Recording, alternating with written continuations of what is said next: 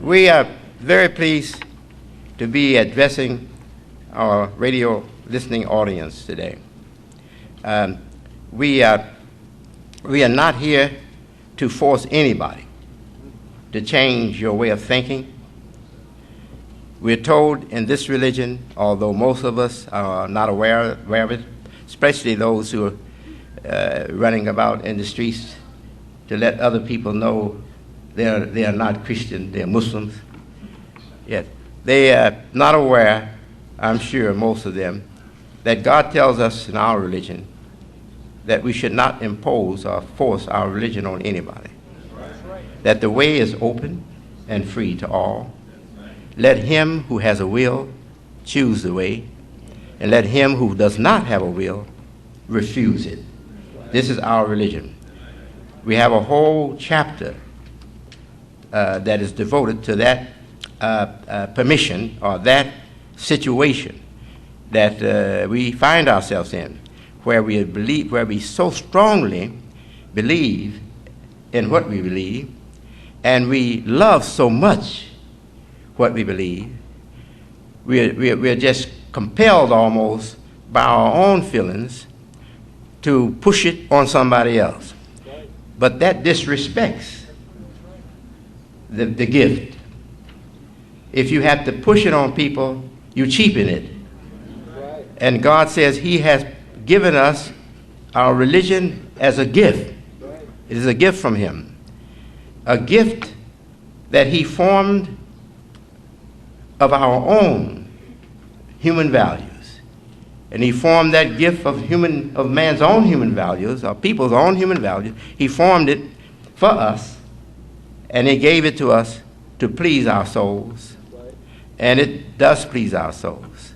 But there are others who have their own religion, they have their own values, and they are devoted to their highest principles and most decent values. We don't want to disturb their life by insisting that they come over with us and be Muslim. If we were able to do that, and we're not, we would cause Christians to lose, and we would cause Muslims to lose.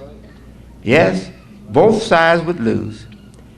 Pretty soon, one side will end up with the unwanted of the other side. And it would become confused, and we wouldn't be able to work together with good people from each side. So we want to do the best and the wise thing, and that is recognize our common values. We have common values that connects all of us. You believe in a higher authority, an authority over man. We believe in a higher authority over man. So we have that in common. And that's the first condition we need in order for us to be friends and work together. Because if I got God over me and you got the devil over you, we're going to have a hell of a working relationship.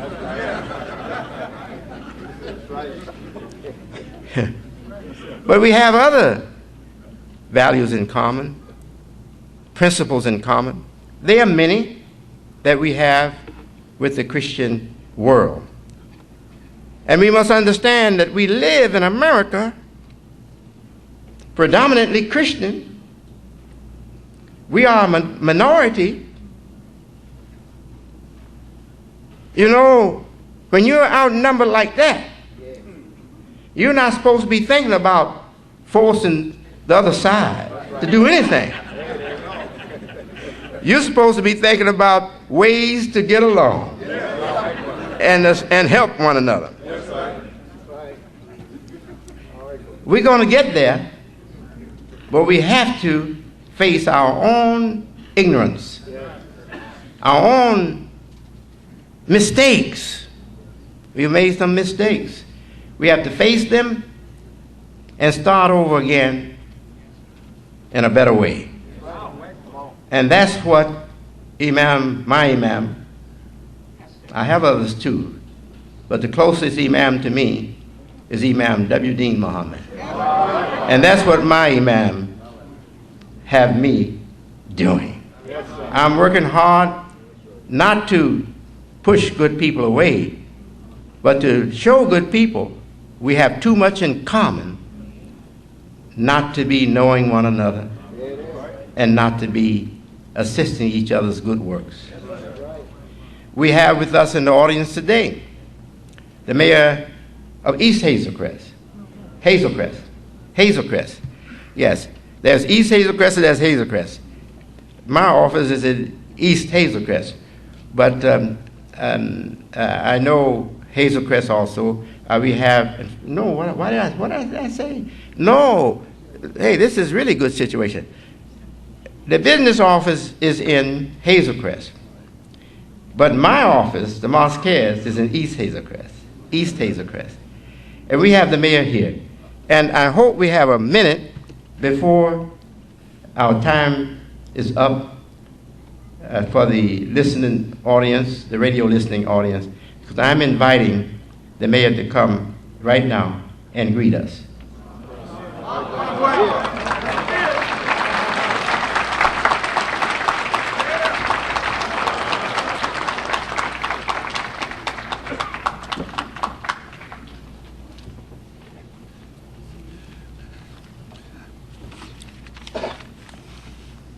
I want to say assalamu alaikum. I have two very close friends here, and that is my friend Rod Bashir and Amatullah Sharif.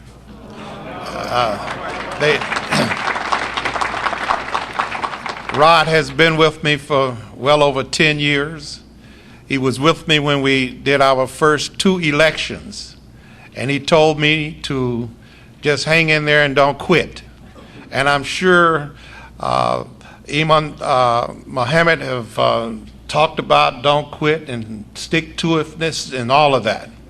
So what has happened, Rod is an Amatullah, where the section of town where they live in is what we call Dynasty Lakes. And in Dynasty Lakes, they're the ones who elected me, because I received most of my votes out of Dynasty Lakes, and that's why I'm here today, because of Rod and Amatullah. Now what I did not forget them. I put them on 2 of my commissions. So we have Amatullah on my house, and she's a housing commissioner now. She's Commissioner Sharif, and Rod is a judge. So if you get a ticket in Hazelcrest housing, you got to come before the judge, and that's Rod Bashir. Now, so also I have been in contact with Donnell Green, and he's going to come back because he has been calling me, and whatever I could do to help with the church, here, I want to do that here in Hazelcrest. You're welcome in Hazelcrest, and you just let us know what we need to do. We have some friends over in Homewood. We have some over in Markham, and I see on 105th and 9th Street, and I'm very proud to see this, that you are putting a shopping center up in Hazelcrest, in Markham. I want you to consider Hazelcrest now. See, because what I have learned, and this is about, I think, my 3rd time, and I'm coming more, and Rod is, just like you said, don't try to push him in, but Rod is working on me very hard. So we have 3 sections of property right in Hazelcrest, Rod, on 167th Street. And with this CDC, I believe you all might look at that and help us develop that. You know what I'm saying? You might want to consider that, because it's right east of the Walmart they're putting up. 167th Street. We got about 35 or 40 acres in there. Bring the delegation over to Raleigh. So I just want to thank everyone, and this will not be my last time coming. I love coming, and I learned a lot today, and I'm going to be back to see you, and I'm looking for, again, Donnell to come this week to talk to me, and we're going to see what we could do to help out. Thank you very much.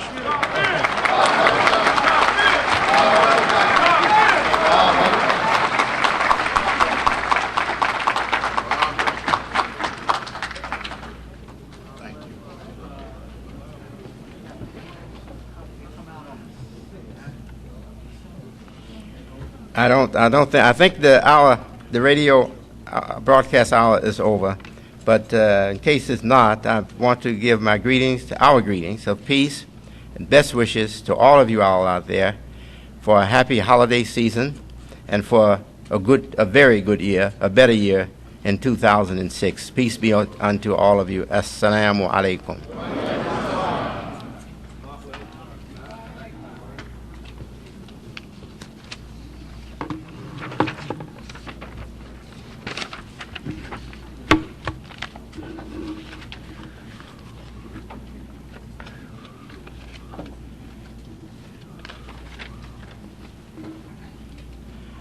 If you were listening for that almost an hour, well, 40 minutes, the whole broadcast time was an hour, but I was late. The announcements were made for the first 10 or 15 minutes. If you were listening to the address, you know that it connected spirit with earth and with the natural creation of the natural world. You know that. So let us continue in that vein and in that spirit. Now, but I'm speaking now to a Muslim audience, so I come from Muslim language, from Muslim text and Muslim language, which will benefit everybody because our language is universal, and we wouldn't, Muslims are told, if there's 3 of you, let not 2 of you speak over the head of the 3rd person. This is Islamic instructions. If there are 2 of you, let not the 3rd of you, let not the 2 of you close out the 3rd person. So, I don't know how many of us we have here, but if we have 1,000, I say we have 1. If we got 2 Christians, I say we got 1 Muslim here and 2 Christians. I count all of us as 1. And I don't know where their minds are, so I have to count them by their numbers. So there's 2 Christians here and us. There are 2 Christians here and 1 Muslim. Okay? Yes. So I'm not going to talk to 1 Muslim and close out Christians, the 3rd. So whatever I say, it's going to be speaking to Christians' ideas, Christian religion as well. It'll speak to their religion and their ideas as well. Now, and I could give it to you, as Mr. Farad said, I can give it to you in the twinkling of an eye. There will be absolutely no time passed. No more than the twinkling of an eye. Yes. We have to understand our religion. Reason why the world of our religion is doing so poorly today and having so much internal trouble and also external problems from other nations, especially from our nation in the person of President Bush. And I say our nation in his presence because he's doing a lot of things that high-ups in our nation are not approving right now. In fact, his popularity is waning fast.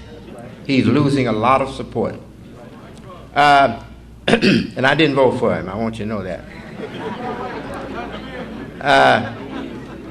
No, I voted for the Democratic leader, not for Mr. Bush. And it wasn't because of my allegiance to a party. I'm not committed to either party.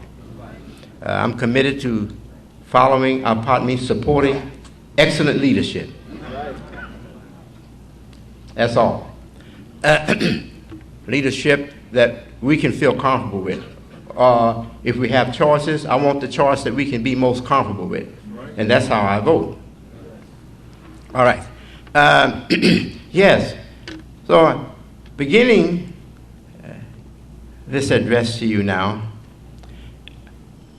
I'm going to use some quotes from Qur'an, from our holy book, the number one authority for Muslims and those who would represent Islam. The Qur'an, the book of God, the final revelation, who came to Muhammad ibn Abdullah of Arabia, the land of the Arabs, to a man who had already been recognized by his countrymen as a model of the excellence of life. The excellence of life. They called him as Sadiq.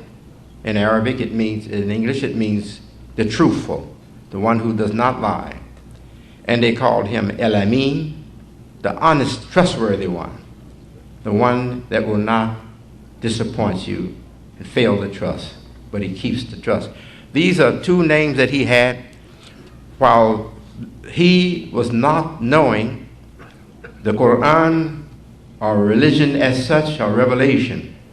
But he was a person who obeyed his highest and cleanest motivations, who respected his noble soul and did not disappoint it. This is Muhammad the Prophet of Arabia. And he represents, as Jesus Christ does also, he represents the common God-given life and excellence of all people, And that's why I guess he was worthy of the title, A Mercy to All People, or Mercy to All the Nations. Right.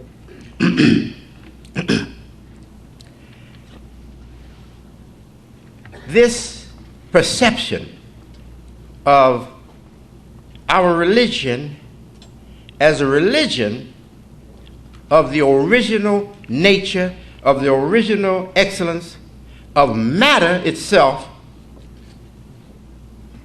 that manifests its support to human excellence in the biological body, in the human chemistry, and in our intelligence, our emotions and intelligence and everything. Yes. God wants us to be connected with that and to see that he did not bring us an alien life to replace our human life that was born or was birthed out of the earth, this matter out of the earth. No, he does not offer us anything from heaven or from the sky or from distant quarters, distances out in space, and say, no, your life is not able, your life is not fit, your life can't bear my work that I want you to carry. I have to change your life. I give you a new life. I'm going to give you a spirit from outer space somewhere, and you're going to become a divine creature. Then you'll be able to bear my work and carry out my orders. No, that was not the case. God was very pleased, contrary to what some religious authorities say. God was very pleased with his human creation. I'm a student of both the books, Bible and Qur'an, the Qur'an. I'm a student of both these holy books. And I think I'm qualified to debate anybody on earth. I'm telling you what I feel. I won't back up from anybody. I think I'm qualified to debate anybody on this earth. And I'll stand on the grounds, on the sacred, pure grounds of the Bible and the Qur'an. And they'll find that they will not be able to prove me wrong. No. What I don't feel comfortable with, I don't say. What I say, I stand by. And I know the same idea that I'm getting ready to give you from Islam is in Christianity. Same idea. Only in Islam is brought more to view. It's brought closer to the eye. And it's put more in the big focus. Big focus. Whereas in other religion, they put it in big focus, but shrouded in language that you can't understand. So you don't get it. You don't see it. And they mention it in little small verses and language. They mention it. So you're reading and rereading all about other things. And there it is hidden in the language in a little small word. You miss it. But both these religions have as their main message the message of creation supported human excellence. I repeat it. Creation supported human excellence. So now I go to the language of Qur'an. God says to us, after revealing the language through Muhammad and to him, for all of us, God says to us, you are, antum means all of us Muslims. Antum khayra ummatan. You are the best of communities. Ukhrijat linnas. Brought out for all people. Brought out from all people. Brought out from where? Ukhrijat linnas. Brought out from where? If I would say, kharaju, al-muslimuna, hum kharaju min huna. The Muslims, they went out from this place. If I say, I went out, kharajtu min huna. I went out from here. Kharajtu min huna. I went out from here. There's a people that were in captivity under the ruling order of the Pharaoh Egyptians. And they had been cut off from any. He was unaware. This is both Qur'an and Bible. This story is both Qur'an and Bible. And God chose him. His people were expecting a deliverer. You catch enough hell, you're going to hope for, even if you don't expect, a deliverer. So his people were expecting a deliverer. And they were wondering, would this be Moses? So since we have this member of our group that has been accepted by Pharaoh in his palace, Pharaoh has taken him as an adopted son, maybe this is the one that's going to be our deliverer. They were having hopes in him because he was in such a fortunate situation, or good situation, to help them. He was right there at the side of the ruler, the Pharaoh. But Moses didn't have the knowledge, didn't have any understanding. But he had a spirit in him that was of his people. So when he saw one of the Egyptians mistreating one of his people, he hit him and killed him. And God charged him with that. Yes, God finally got to him and talked to him. And when he opened his eyes up, then he told him, you committed a sin. It wasn't enough to kill a man over. So, as it goes, he finally gets communication from God. And that mountain I was talking about, yes, Moses went up that mountain, and Muhammad went up that mountain. And Dr. King said he went up that mountain. Yes.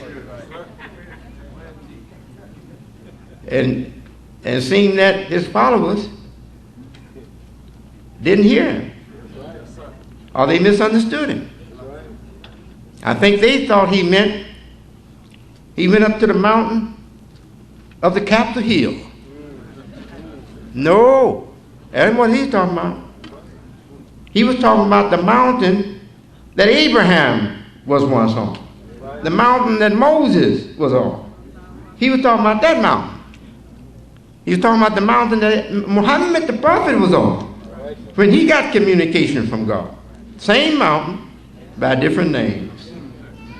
Yes, that's what he's talking about. So, when I mentioned going up the mountain top, I mean rising up, ascending in the best human light beam. Up the best human light beam. Ascending upward in that light beam to make connection with the revelator, with the revealer that can reveal all things. Going up in that light beam, going up, rising, ascending the light beam. That's what I'm talking about. Yeah. For the vision, getting up high enough to have the eye of an eagle. Yeah, that's right. An eagle can be way up there, out of sight. His prey can't see him, he's too far away. But the eagle's eyesight is so good, he can see the prey crawling around on earth or flying around in the lower air. And he comes down like a dive bomb, sweeps down on him and takes him away. Eagle. Yes. So we rise high and we can see better what's down below. The higher you go up, the more you bring into focus the whole picture down below. Yes. So this is what we were talking about, see? I don't know what you all listen to. Yeah, you all are strange folks. You are. You're strange folks. You are typical of the followers of Moses. They couldn't hear Moses for always anticipating what he was all about. They couldn't hear him for always thinking that they knew what he should say. And if he didn't say what they thought he should say, they didn't hear it. Now you go to school and you don't hear anything but what you think the teacher can say. You know you ain't gonna get no diploma. You will not graduate.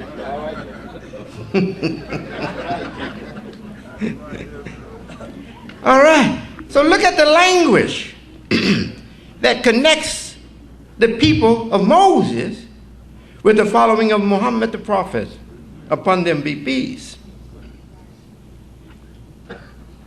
There was no way for the people of Moses to come to the excellent life that God was himself directing them, helping them to come to, or directing them to, without making an exodus, without exiting.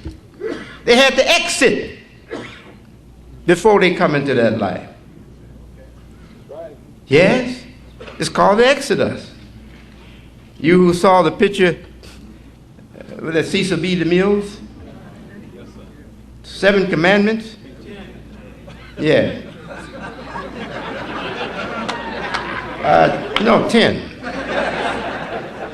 10 Commandments. 10 Commandments. Well, it's the same.